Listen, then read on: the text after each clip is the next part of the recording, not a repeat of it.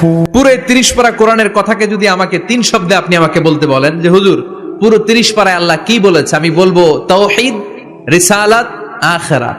এই 3টা কথা পুরো 30 পারা কোরআনের ভেতরে আল্লাহ তাআলা আমাদেরকে বলেছেন। তাই কোরআনের যে সূরারই তাফসীর আমি করি না কেন, সেখানে হয় তাওহীদ, নয় রিসালাত, নয় আখিরাতের কথা সেখানে আছে না নাই?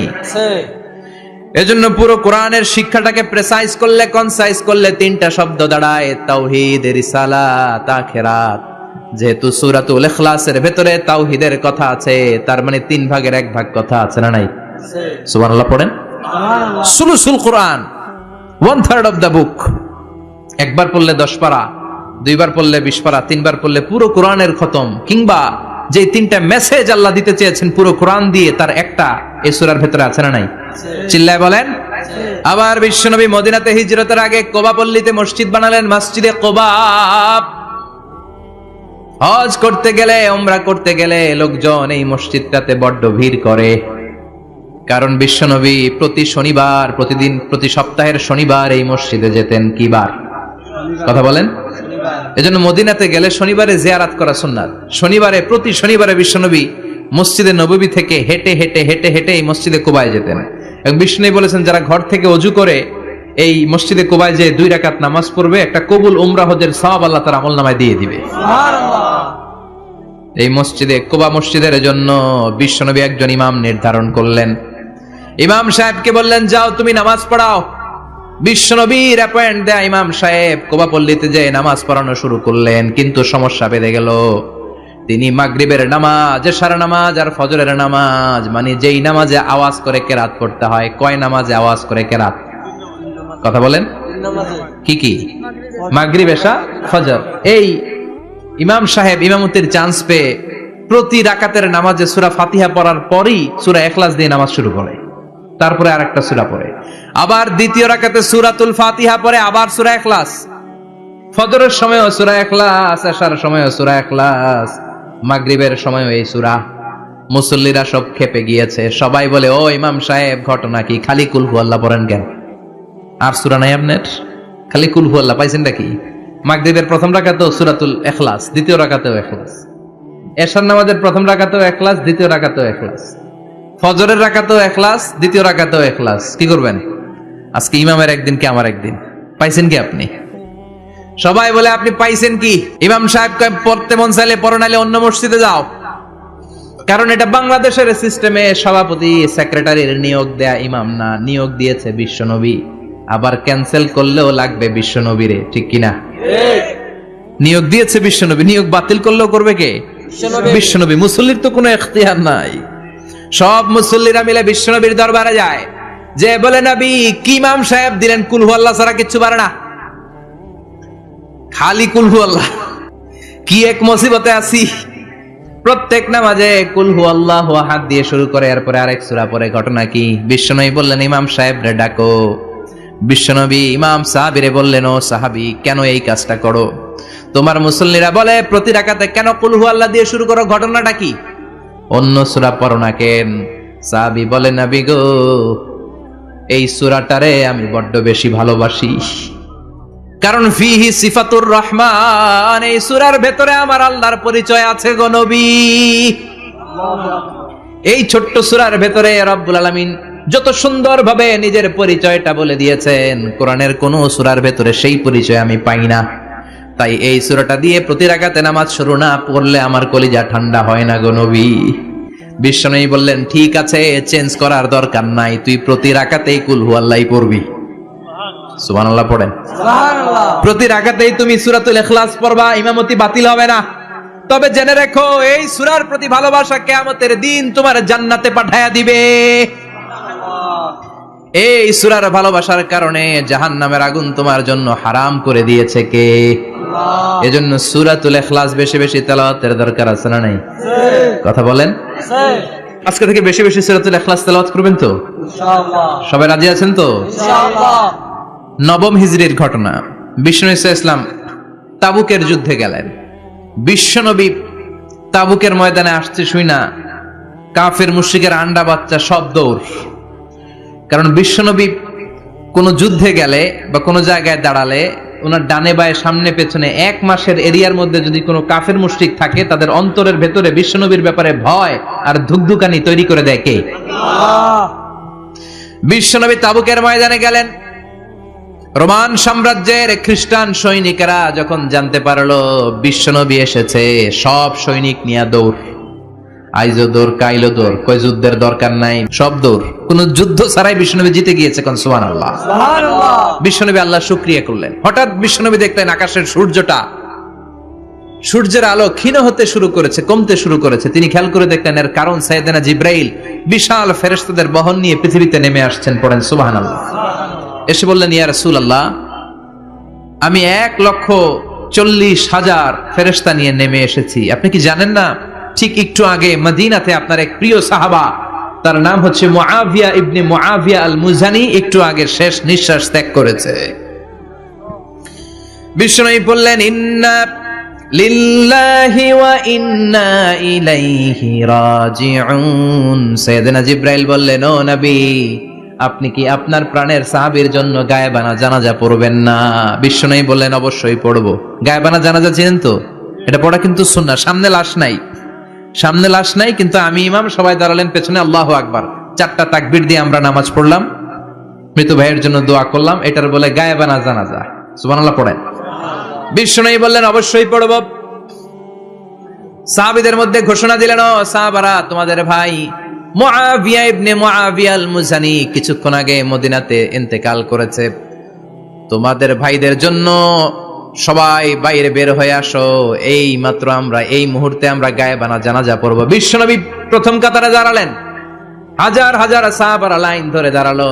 সাইয়েদনা জিব্রাইল 1,40,000 ফেরেশতা নিয়ে সাহাবাদের পেছনে 2টা লাইনে দাঁড়িয়ে গেলেন। প্রথম লাইনে 70,000, দ্বিতীয় লাইনে আরো 70,000, 1,40,000 ফেরেশতাদের বহর। আর সাহাবারা মিলে আল্লাহু আকবার বলে গায়েবানা জানাজা শুরু করলেন। নামাজ শেষ। বিশ্বনবী তো অবাক, ঘটনা কি? কোন সাহাবীর গায়েবানা জানাজায় তো ফেরেশতা নামে না আকাশের উপর থেকে। বিশ্বনবী জিজ্ঞেস করলেন, জিব্রাইল, কোন সাহাবীর গায়েবানা জানাজায় তোমরা আকাশ থেকে এত ফেরেশতার বহর নিয়ে নামো নাই? কি এমন আমল করেছে আমার মুআবিয়া? কি এমন ভালো গুণ ছিল, ভালো আমল ছিল, যার কারণে আরশের উপরে তার এত সম্মান, যার কারণে 1,40,000 ফেরেশতার বহর নিয়ে তোমরা দুনিয়াতে নেমে এসেছো? সাইয়েদনা জিব্রাইল বললেন, নবী, তেমন কোনো বড় আমল নয়, ছোট্ট একটা আমল, কিন্তু আমলটারে ভালোবেসেছে কে? আল্লাহ। আপনার এই প্রিয় সাহাবী হাঁটতে বসতে চলতে ফিরিতে সব সময় পড়তো, কুল হুয়াল্লাহু আহাদ, আল্লাহুস সামাদ, লাম ইয়ালিদ ওয়া লাম ইউলাদ ওয়া লাম ইয়াকুল লাহু কুফুয়ান আহাদ। পড়েন আল্লাহু আকবার। আল্লাহু আকবার। এজন্য বেশি বেশি সূরাতুল ইখলাস তেলাওয়াত করতে রাজি আছেন তো? ইনশাআল্লাহ। মনে থাকবে?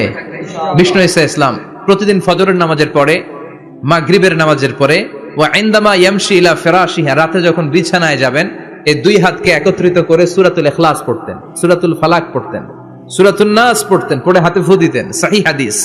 ফু দিয়ে এই ফু দেওয়া হাতটা সারা দেহের মধ্যে ইয়াবদাউ বিহিমা রাসাহু, মাথা থেকে শুরু করে পা পর্যন্ত এভাবে মেসেজ করে দিতেন, মালিশ করে দিতেন। সুবহানাল্লাহ পড়েন। This is a protection you take from your lord, from all the bad eyes, evil eyes, সব হিংসুকের চোখ থেকে, হিংসা থেকে, সব জাদুটোনা থেকে, সব ব্ল্যাক ম্যাজিক থেকে আপনি প্রোটেকশন চাইলেন কার কাছে? আল্লাহর কাছে। সকালবেলা যদি এই 3টা সূরা পড়ে ফু দেন, এটাকে আরবিতে বলে কুল আস-সালাসা, কারণ এই 3টা সূরা শুরুতেই কুল আছে না নাই? আছে। কুল হুয়াল্লাহু আহাদ, কুল আউযু বিরাব্বিল ফালাক, কুল আউযু বিরাব্বিন নাস। এজন্য এই 3টাকে আরবিতে বলে কুল আস-সালাসা, মানে 3 কুল। কি বলে? 3 কুল। সূরাতুল ইখলাস, সূরাতুল ফালাক, সূরাতুন নাস। ফজরের পরে, মাগরিবের পরে আর বিছানায় যাওয়ার সময় 2 হাত একত্রিত করে ফু দিবেন, সারা গায়ে মেসেজ করবেন। মনে থাকবে? আজকে থেকে মনে থাকবে তো? কালকে থেকে এটার আমল করা যাবে না?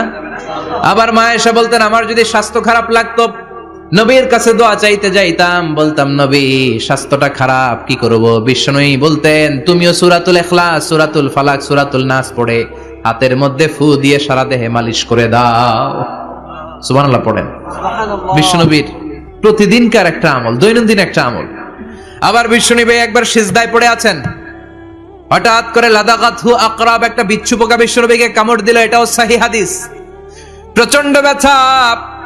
বিচ্ছু পোকার কামড় যারা খেয়েছেন তারাই জানেন ব্যথা কেমন, বেশি না কম। বিচ্ছু চিনেন তো? এই বিচ্ছু পোকা কামড় দিয়েছে, প্রচন্ড ব্যথা পেয়েছে বিশ্বনবী। বিশ্বনবী বললেন লানাতুল্লাহি আলাল আকরাব, এই বিচ্ছুর উপর আল্লাহর লানত। মুসল্লিও চিনে না, নবীও চিনে না, কামড় তো দিয়ে বসছে। বিশ্বনবী বললেন লবণের পানি গরম দাও। লবণের পানি আনা হলো। বিশ্বনবী বললেন আঙ্গুলের মধ্যে ঢালো। পানি ঢালতে শুরু করা হলো, আর বিশ্বনবী পড়তে আরম্ভ করলেন কুল হুয়াল্লাহু আহাদ আল্লাহুস সামাদ লাম ইয়ালিদ ওয়া লাম ইউলাদ ওয়া লাম ইয়াকুল লাহু কুফুয়ান আহাদ। পড়েন আল্লাহু আকবার। এজন্য সূরাতুল ইখলাস এটা যেন আমাদের দৈনন্দিনকার একটা আমল হয়, প্রতিদিন যেন আমরা এটা পড়ি, তাহলে আমলনামা সওয়াব দিয়ে পূর্ণ করে দিবে কে? এই মাক্কি সূরাটি কেন এবং কোন সিচুয়েশনে, কোন পরিস্থিতিতে মক্কায় নাজিল হলো তার একটা ব্যাকগ্রাউন্ড আছে। এটাকে বলে শানে নুজুল। কেন নাজিল হলো শুনতে মনে চায়? কষ্ট হচ্ছে না তো? আলোচনা কি কঠিন হচ্ছে না সহজ? আন্ডারস্ট্যান্ডেবল, বোধগম্য হচ্ছে? বোঝা যায় না? বোঝা যায়? আলহামদুলিল্লাহ পড়েন। মক্কার লোকেরা এসে বিশ্বনবীরে ধরলো, ইয়া মুহাম্মদ বাইয়িন লানা সাল্লাল্লাহু আলাইহি ওয়াসাল্লাম বাইয়িন লানা নাসাবা রাব্বিক। ও আব্দুল্লাহর বেটা মুহাম্মদ, তোমার রবের নসবনামা বর্ণনা করো। কি নামা? কথা কোন? নসবনামা বুঝেন তো কি? হ্যাঁ, বংশ পরিচিতি। মাশাআল্লাহ। নসবনামা মানে বংশ পরিচিতি, বংশধারা, বংশ তালিকা। যেমন আমার নাম মিজানুর রহমান, আব্বার নাম আলী আহমদ, দাদার নাম জাইনুল আবিদিন, তার বাপের নাম মাকরাম। এটা আমার বংশ পরিচিতি। তার মানে মিজানুর রহমান ইবনু আলী আহমদ ইবনু জাইনুল আবিদিন ইবনু মাকরাম, এটা আমার নসবনামা। আপনার নাম কি? জালালউদ্দিন ভাই। বাবার নাম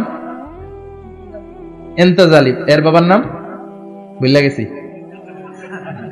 হ্যাঁ, ইনসাফ আলী, তার বাবার নাম হ্যাঁ ফেলাইছি। আপনার আব্বার নাম মোহাম্মদ আব্দুল লতিফ, দাদার নাম, তার বাবার নাম খায় ফেলাইছি। আমি তো কমপক্ষে 4টা বলছি নাকি? বিশ্বনবীর বাবার নাম আব্দুল্লাহ, তার বাবার নাম আব্দুল মুত্তালিব, তার বাবার নাম হাশিম, তার বাবার নাম আব্দে মানাফ, তার বাবার নাম কিলাব, তার বাবার নাম কুসাই, তার বাবার নাম মুররা, তার বাবার নাম গালেব, তার বাবার নাম ফেহের।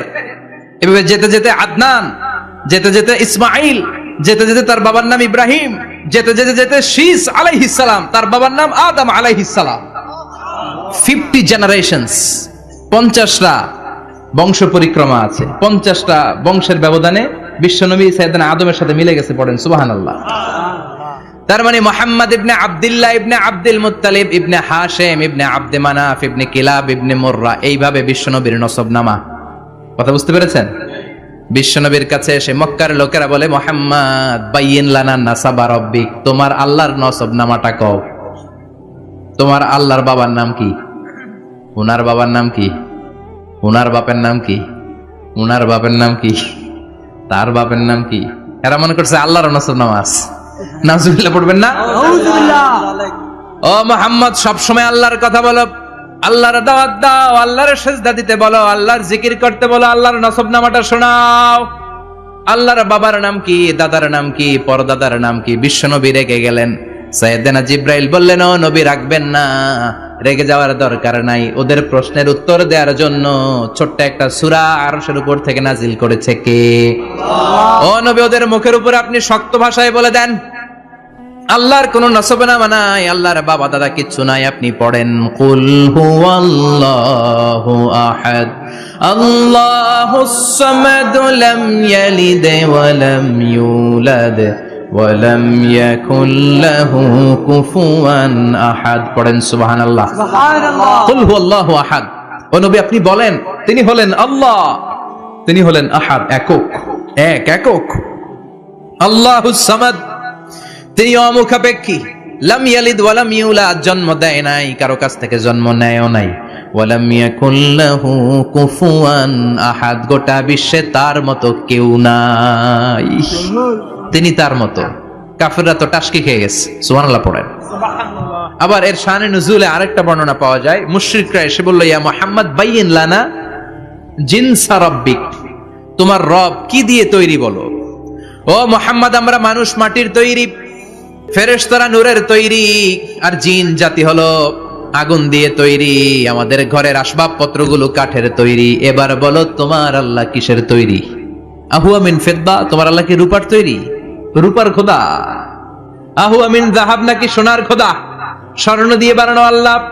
আহুয়া মিন খাশাব, নাকি কাঠ দিয়ে বানানো তোমার আল্লাহ? কি দিয়ে বানানো বলো? বিশ্ব নবীর কাছে তখন জিব্রাইল আয়াত নাজিল করলেন আর বললেন, নবী, ওদের প্রশ্নের জবাব আপনি এই সূরা দিয়ে পড়েন আর বলেন, কুল হুয়াল্লাহু আহাদ আল্লাহুস সামাদ লাম ইয়ালিদ ওয়া লাম ইউলাদ ওয়া লাম ইয়াকুল লাহু কুফুয়ান আহাদ। পড়েন সুবহানাল্লাহ। এই ব্যাকগ্রাউন্ড ফজিলত সব শুনে সূরাটা একটু নরম হয়ে আসছে না? এখন নরম নরম লাগে না? মনে হয় যে বুঝতেছি, মনে হচ্ছে যে সহজ হয়ে গেছে, ঠিক কিনা? এবার দেখেন অর্থ আরো সহজ। আল্লাহ বললেন কুল, কুল মানে বলো। কোরআনের যত জায়গায় কুল পাবেন, রব্বুল আলামিন তার পেয়ারা হাবিবকে অর্ডার করছেন, কুল মানে বলো, সে, ও মাই মেসেঞ্জার, সে, বলো। কুল মানে কি? বলো। কুল মানে বলো। হে নবী, আপনি বলেন, হুয়াল্লাহ, তিনি হচ্ছেন আল্লাহ, আর তিনি হচ্ছেন আহাদ, অদ্বিতীয়, এক এবং একক, অদ্বিতীয়। তাহলে প্রথমে বলতে বললেন, ও নবী, আমার সব পরিচয় দেওয়ার আগে আগে নামের পরিচয় দেন। জোরে কোন, ঠিক কিনা? আগে ওদের বলে দেন, আমার নাম হলো আল্লাহ। আমার নাম কি? কুল হুয়াল্লাহ। নবী, আপনি বলেন, তিনি হলেন আল্লাহ। তিনি কে? আল্লাহ বলছেন, ইন্নানি আনাল্লাহু লা ইলাহা ইল্লা আনা ফা'বুদনি ওয়া আকিমিস সালাতা লিযিকরি। ইন্নানি আনাল্লাহ, আমি হলাম আল্লাহ। তিনি কে? জোরে বলেন আল্লাহ। আল্লাহর নামটা মুখে নিতে কেমন লাগে? আল্লাহর নামটা ডাকতে ভালো লাগে? সবার ভালো লাগে? প্রাণ ভরে যায়, হৃদয় শীতল হয়, ঠান্ডা ঠান্ডা লাগে ভেতরে। তাহলে চিৎকার দিয়ে আল্লাহর ডাক দেন, বলেন আল্লাহ। আর জোরে আল্লাহর ডাকে বলেন, ইয়া আল্লাহ। গলা ফাটিয়ে ডাক দেন, বলেন আল্লাহ। আল্লাহ বললেন, আমার প্রথম পরিচয় হলো আমি আল্লাহ, আমার নাম হলো আল্লাহ। আল্লাহর নাম রাখছে কে? কথা কন। আমার নাম রাখছে আমার বাবা, আপনার নাম রাখছে আপনার দাদা। কিন্তু আল্লাহর বাবা আছে নাকি? থাকলে রাখতো, দাদা থাকলে দাদায় রাখতো। কিন্তু আল্লাহর কি বাপ আছে? দাদা, নানা? আল্লাহর পিসা হুজুর আছে? অনেকের নাম পিসা হুজুরে রাখে, আছে না নাই? দোয়ার জন্য, হুজুর আমি আপনার মুরিদ, হুজুর আমার একটা ছেলে হয়েছে, আপনার নাম রাখা দেন। পরে বলে যে পিসা হুজুরের নাম রাখছিল, নাগাইশের পীর সাহেব মোস্তাক ফয়জি সাহেব নাম রাখছিল আমার ছেলের, আছে না নাই? আল্লাহর এরকম পীর সাহেব আছে নাকি? আল্লাহর দাদা বাবা আছে নাকি? এজন্য আল্লাহ বলেন, আমার নামটা আমি আল্লাহ নিজেই রেখেছি। পড়েন সুবহানাল্লাহ। আবার এই পৃথিবীতে আল্লাহ ছাড়া আর কারো নাম কোনোদিন আপনি আল্লাহ শুনেছেন নাকি? শুনে থাকলে হাত তোলেন। শুনছেন? বাংলাদেশে কত মানুষ? 16 কোটি, 17 কোটি, 18 কোটি? কইতে থাকেন, 20 কোটি নিয়ে যান এমনি। আসলে কয় কোটি? 18 কোটি মানুষ এই দেশে। এই 18 কোটি মানুষের মধ্যে কারো নাম আল্লাহ শুনছেন? কথা কন। আমেরিকাতে, এত বড় মহাদেশ, পুরো আমেরিকায় কারো নাম আল্লাহ? গোটা বিশ্বে আরেকজনের নাম আল্লাহ আছে? এমনকি ফেরাউন, সেও নিজের আল্লাহ বলে নাই। ফেরাউনের মতো এত কুখ্যাত ইন্টারন্যাশনাল সন্ত্রাসী হাসে। ফেরাউন ইন্টারন্যাশনাল কুখ্যাত সন্ত্রাসী না? সে কুখ্যাত সন্ত্রাসী। এই সন্ত্রাসীটাও খেয়াল রাখবেন, নবীদের সাথে যারা বিরোধিতা করেছে তারা সন্ত্রাস, আর নবীরা ছিল মুজাহিদ। চিল্লায় বলেন ঠিক কিনা? তার মানে বিশ্বনবী ছিলেন মুজাহিদ। এবার সন্ত্রাসীটার নাম বলেন, আবু জাহেল। মুসা আলাইহিস সালাম ছিলেন মুজাহিদ, তাহলে সন্ত্রাসটার নাম বলেন। ইব্রাহিম আলাইহিস সালাম ছিলেন মুজাহিদ, তাহলে সন্ত্রাসটার নাম বলেন। তার মানে হকের পক্ষে যারা তারা সবাই মুজাহিদ, আমরাও মুজাহিদ। চিল্লায় বলেন ঠিক কিনা? কল্যাণের কথা যারা বলে তারা মুজাহিদ, অন্যায়ের দিকে যারা ডাকে তারা সন্ত্রাস। কোটা বিরোধী আন্দোলন যে যুবক ছেলেগুলো করেছে ওরা মুজাহিদ, ওদের বিরোধিতা যারা করেছে ওরা সন্ত্রাস। নিরাপদ সড়ক চাই আন্দোলন যে ছেলেগুলো করেছে এক একটা মুজাহিদের বাচ্চা, ওদের বিরোধিতা যারা করেছে এক একটা কুখ্যাত সন্ত্রাস। এজন্য হকের পক্ষে যারা থাকবে, ইসলামের পক্ষে যারা থাকবে, ন্যায় নীতি সাম্যের পক্ষে যারা থাকবে তারা মুজাহিদ, বাই ডিফল্ট এগুলো মুজাহিদ। চিল্লায় বলেন ঠিক কিনা? আর বিরোধিতা যারা করবে সন্ত্রাস, কুখ্যাত ইন্টারন্যাশনাল সন্ত্রাস। ফেরাউনও তার নাম আল্লাহ রাখে নাই, সে তার নাম দিছিল আমি তোমাদের বড় রব। কি দিছিল? فحشر فنادى فقال انا ربكم الاعلى। বিশাল একটা গ্যাদারিং করে সবার সামনে কয় আমি বড় খোদা। আমি কি? আমি বড় খোদা, রব্বুকুমুল আ'লা, তোগো বড় রব, কিন্তু আমি আল্লাহ। এটা কইছে? কথা বলেন। তার মানে আল্লাহ এক পিস, আল্লাহর সত্তাটা শুধু একজন, মহাবিশ্বের নিয়ন্ত্রণকারী একজন, বিপদে আপদে সাহায্য করতে পারেন একজন, গোটা ইউনিভার্সটাকে, এই বসুন্ধরাকে, এই মহাবিশ্বটাকে দূর থেকে নিয়ন্ত্রণ করেন একজন, তিনি কে? এজন্য আল্লাহ বলেন গোলাম আমারে আল্লাহ বলে ডাকো কিংবা রহমান বলে ডাকো, কোনো সমস্যা নাই। সুবহানাল্লাহ। কুলিদুল্লাহ আও ইদউর রহমান আইয়াম্মা তাদউ ফালাহুল আসমাউল হুসনা। আমারে আল্লাহ বলে ডাকো।